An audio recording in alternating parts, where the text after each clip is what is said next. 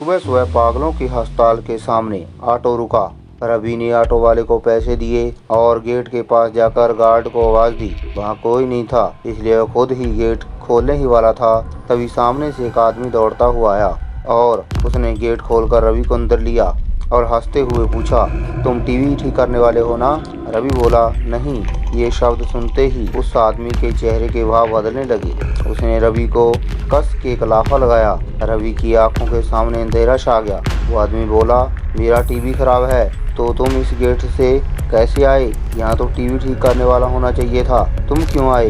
रवि ने खुद को संभाला। फिर अचानक एक डॉक्टर, 4 कंपाउंडर वहां दौड़ते हुए आए और उस आदमी को पकड़ लिया। फिर डॉक्टर ने कहा, ले जाए इसे और शॉर्ट ट्रीटमेंट की तैयारी करो। डॉक्टर को देख के रवि बोला, हेलो सर, मैं रवि हूँ। आज इस अस्पताल में मेरी नौकरी का पहला दिन है, मुझे डॉक्टर पाटिल से मिलना है। डॉक्टर बोले, हाँ मैं ही हूँ पाटिल, तुम्हारे बारे में मुझे बताया गया है। तुम अपना अपॉइंटमेंट लेटर ऑफिस में जमा करो और वर्दी पहनकर सामने वाले ऑफिस में आकर मुझे मिलो। थोड़ी देर में रवि कंपाउंडर की ड्रेस पहन के ऑफिस में हाजिर हुआ। डॉक्टर पाटिल बोले, अभी जो तुमने गेट के पास पागल मिला था वह सिर्फ 8 दिन पहले ही आया है। अभी बहुत से लोगों को थप्पड़ मार चुका है, यहाँ तक कि बावर्ची को भी थप्पड़ मार चुका है। उसने कहा था कि उसने उसका टीवी क्यों नहीं ठीक किया। तुम्हें इन सब की आदत डालनी होगी और स्टाफ की कमी की वजह से तुम्हारी शिफ्ट कभी बदल सकती है। फिर डॉक्टर पाटिल ने अपने पुराने कंपाउंडर रमाकांत को बुलाया और रवि को सबसे मिलाने के लिए कहा। सबसे मिलने के बाद रमाकांत ने कहा, चलो अब तुम्हें हमारा काम दिखाता हूँ। और वह रवि को मरीजों के रूम दिखाने के लिए ले गया। वहाँ पर बहुत सारे पागल मरीज थे। कोई फिल्मी डायलॉग बोल रहा था, कोई दर्द भरी शायरी बोल रहा था और कोई मछली पकड़ रहा था। रमाकांत बोला, अब तुम्हें भी इन सबको झेलना होगा। सबसे पहचान करने के बाद रवि और रमाकांत दोनों अपने अपने काम में जुट गए। उसी दिन रवि को नाइट ड्यूटी मिली थी। रात को रवि पेशेंट के दवा पानी करने में व्यस्त था। जब रात के 12 बजे घंटी बजी तब उसने नोटिस किया कि सबके चेहरे पर अचानक डर सा दिखने लगा था। कुछ मरीज जो सो नहीं रहे थे वह भी दुबक के बैठ गए। रवि ने एक डॉक्टर से पूछा कि यहाँ पर सभी लोग डरे हुए क्यों लग रहे हैं? डॉक्टर बोले कि 12 बजे के बाद इस हॉस्पिटल में पुराने मरे हुए पागलों की प्रेत आत्माएं घूमती हैं। तुम भी संभल कर रहना, हो सके तो किसी के साथ रहना।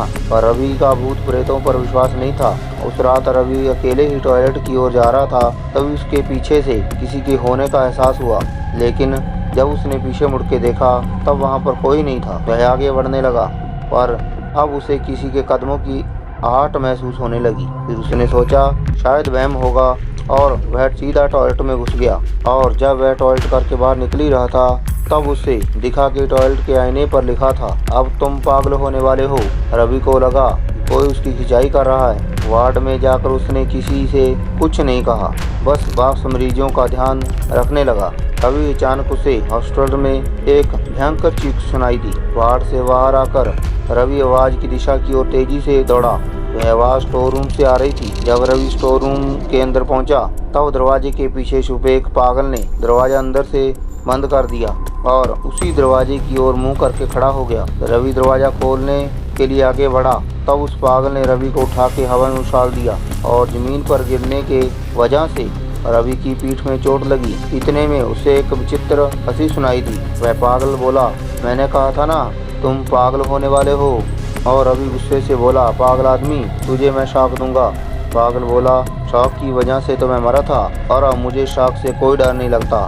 इतना कह के उसने कान से रवि को पकड़ा और अपने दूसरे हाथ लाइट का स्विच बोर्ड खोल के उसमें डाल दिया और रवि को 440 वोल्ट का झटका लगा दिया। पूरा अस्पताल रवि की आवाज़ से गूंज उठा और उसकी आवाज़ सुनकर अस्पताल का स्टाफ स्टोर रूम का दरवाज़ा तोड़ के अंदर आया। तब उसने देखा कि रवि बेहोश है। रवि को ले जाके मरीजों के बेड पर सुलाया गया। जब रवि होश में आया तब वह अपना मानसिक संतुलन खो चुका था। वह आज भी उस पागलपन से बाहर नहीं निकल पाया और अब अगर रवि को लगता है कि वह एक सर्जन डॉक्टर है और अभी तक बहुत से मरीजों और डॉक्टर का ब्लेड से पेट काट चुका है। अब हर रात उस अस्पताल में चीख सुनाई देती है। वह भी तब रवि को शॉक दिया जाता है। दोस्तों, आपको हमारी कहानी कैसी लगी कमेंट करके जरूर बताना। थैंक्स।